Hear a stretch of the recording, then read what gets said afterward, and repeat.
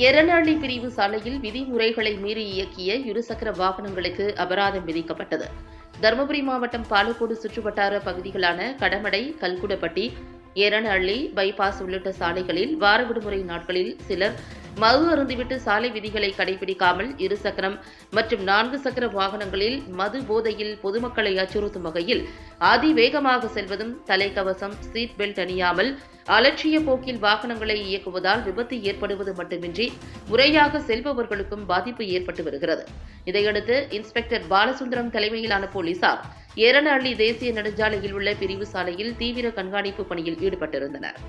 அப்போது பைக் சாகசத்தில் ஈடுபட்டிருந்த வாலிபர்கள் போலீசாரை கண்டதும் தப்பி ஓடினர்.